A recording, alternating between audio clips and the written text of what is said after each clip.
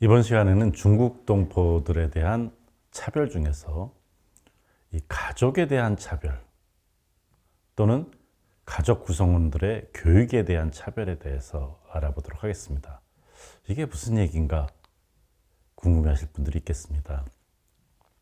이 가족에 대한 차별이라는 것은 가족 결합에 대한 사실상의 차별입니다. 중국 동포들을 이주 노동자로 바라보지 않았습니까? 그러면서 중국 동포들을 포함한 이주 노동자들은 단신 입국, 가족과 같이 입국하지 못하게 했죠. 그리고 또 단기간 노동에 종사한 후에 본국으로 돌려보내는 그러한 사실상 기한을 제한하는 순환적인 노동력이라고 하는 측면에서 접근했습니다. 그래서 방문 취업제가 됐건 일반 외국인들에 대한 고용 허가제가 됐건 5년 이상의 체류를 못하게 하는, 5년 이상 체류하게 되면 영주권을 신청하거나 한국에 계속 살라고 하기 때문에 그것을 못하게 하기 위한 비자 제도를 유지했습니다. 3년 플러스 2년으로 이렇게 유지한 것이죠. 그래서 이러한 것은 사실상 가족으로서의 이주 노동자를 허용하지 않겠다는 거죠. 그런데 국제사회에서는 이주 노동자를 보호하기 위한 협약이 있습니다. 1990년에 만들어진 것인데요. 모든 이주 노동자와 그 가족의 권리 보호에 관한 국제 협약입니다. 근데 우리 한국은 이 협약의 비준 국가가 아닙니다. 그러니까 가족의 권리 보호에 대해서 사실상 제도적으로 하지 않겠다 하는 내용이라고 할 수가 있겠습니다. 반면에 그 자녀와 관련된 협약, 아동의 권리에 관한 국제협약은 비준을 했습니다. 그러니까 가족에 대한 것은 아닌데 자녀에 대한 것은 한 그러한 엉거주춤한 자세라고 할 수가 있겠습니다. 우리가 모든 이주 노동자와 그 가족의 권리 보호에 관한 국제협약 이것을 보면요. 전문을 포함해서 93개 조항으로 구성되어 있습니다.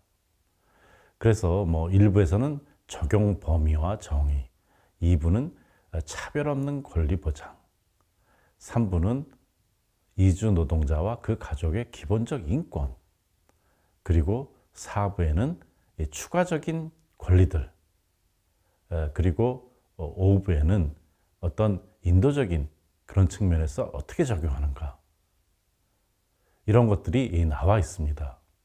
그러니까 어떻게 보면 이 협약이라는 것 자체가 이주 노동자뿐만 아니라 그 가족의 인권적인 측면, 처우라든지 복지, 권리, 그리고 관계된 국가들의 책임과 의무를 명시했습니다. 하나의 국제 규범이라고 할 수가 있겠죠. 그러면서 모든 이주 노동자들이 그 가족들을 포함해서 성, 젠더요, 그리고 인종, 레이스 이런 데서 어떠한 차별이 없이 적용된다 하는 보편적인 인권 개념을 가진 협약이라고 할 수가 있겠습니다. 그런데 한국에서는 이제 중국 동포뿐만 아니라 이주 노동자들을 규정하고 있지만 사실상 그 협약에는 가입하지 않았다.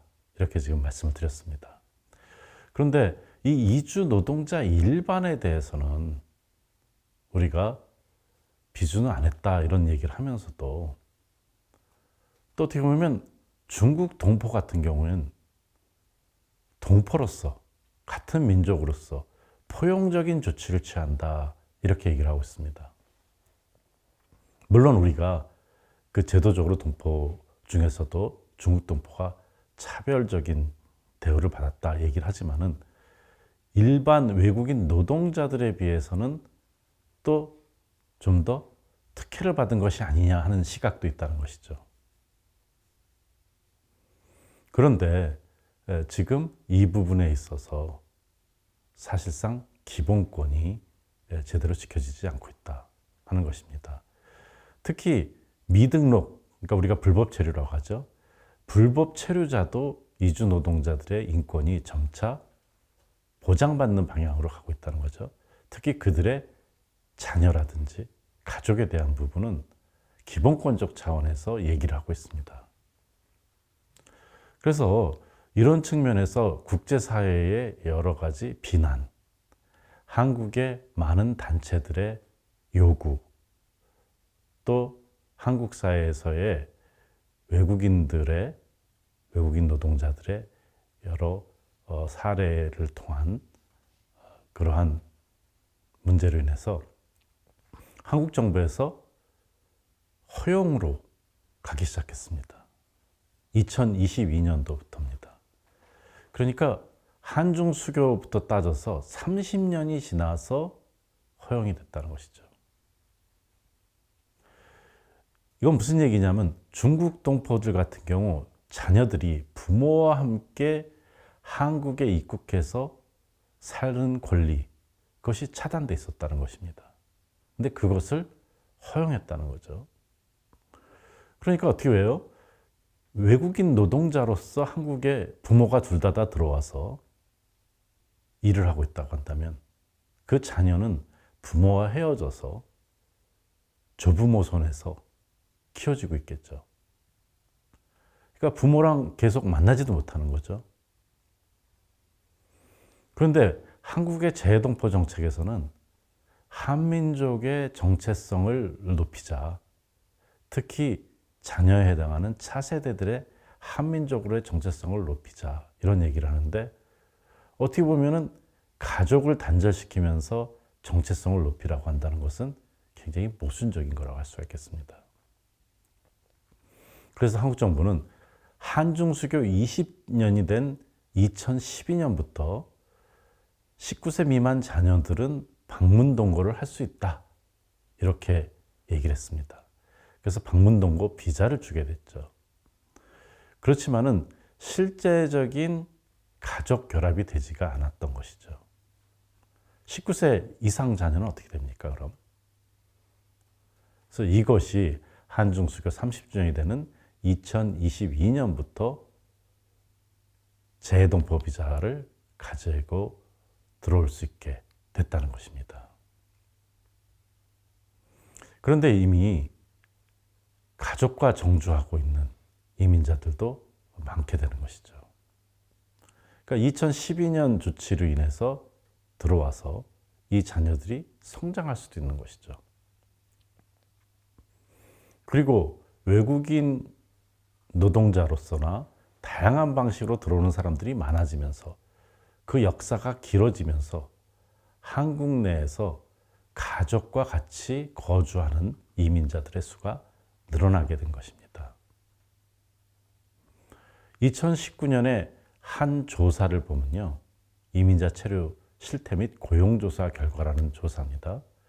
여기에 보면은 가구, 배우자가 있는 가구가 외국인 상주 인구의 61%, 그러니까 50%가 넘었습니다.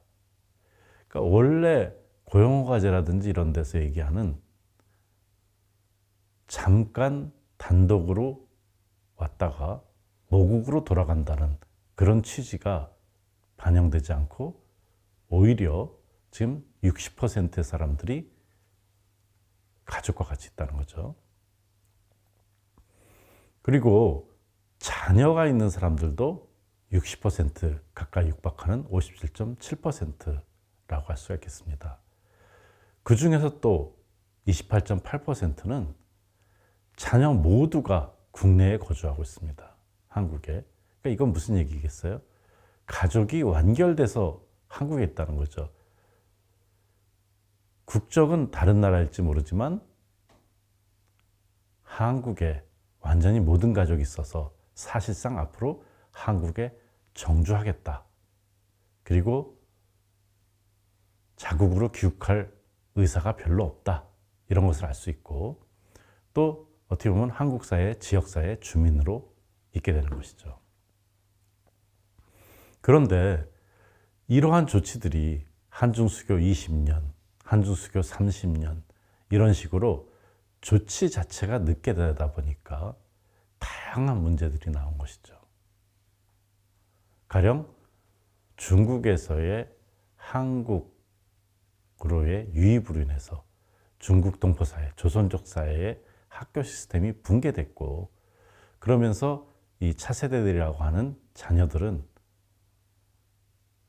사실상 중국에서 부모 없이 크면서 혈통적으로, 그러니까 한민족의 일원이라고 하지만 문화적으로나 언어적으로 중국어를 하는 그러한 세대들이 된 것이죠. 그래서 다시 한국에 들어오게 되니까 한국 사회에 있어서의 통합에 있어서 문제점이 있다 하는 것입니다. 물론 이 문제는 우리가 차세대 동포의 교육 문제로 지난주에 한번 설명을 했었습니다. 어떻게 보면 이렇게 가족권의 인정에 대해서 협약을 가입한다든지 하지 않고 있으면서도 또 다른 방법으로 일부 수용을 하게 되면서 많은 문제들이 발생하고 있습니다. 그러니까 한 지붕에서 살고 있는 가족이지만 개별적인 구성원으로 이렇게 대우를 받고 있습니다. 이게 무슨 얘기일까? 개인이다 보니까 건강보험료 같은 경우에 납부고지서가 가족이 아니라 개별적으로 나오기도 하고요. 또는 다른 면에 있어서 우리가 살펴본 바대로 다문화 가족으로 인정되지 않는, 또한 외국인 가족으로도 인정되지 않는 독특한 문제점을 만들었다는 것입니다. 그러면서 이러한 가족에 대한 구성에 있어서의 차별로 인해서 또는 제한으로 인해서 동포 차세대들이 좀 더 잘 자라도록 하는 데 있어서 장애가 만들어졌다는 것입니다. 어떻게 보면 중국 동포들이 한국에 가서 돈을 번 목적은 자녀들 교육이라고 하는 측면이 굉장히 강하죠. 그런데 모국에서 사회적 하층 계급에 주로 머물게 되고, 또 그 자녀들도 중국에서 다른 교육을 받다 보니까, 그리고 한국에 들어오다 보니까 부모의 계층적인 것이 자녀에게 그대로 전수돼서 고착화되는 것이 아니냐, 계급사회의 고착화 문제가 있지 않느냐, 이런 의견들이 나오고 있는 것입니다. 이것은 다른 나라에서 이주자들 가운데 가령 영국에서도 수상이 나왔지 않습니까? 인도계. 우리가 미국 같은 경우에 있어서도 지금 하원 의원이 여러 명이 나왔지 않습니까? 주류사회에 진출하게 되는데, 중국 동포들이 모국인 한국에 와서 그 차세대들이 지금 잘 자라고 있느냐, 이 문제에 있어서는 여러 가지 의문점이 있다고 하는 것입니다.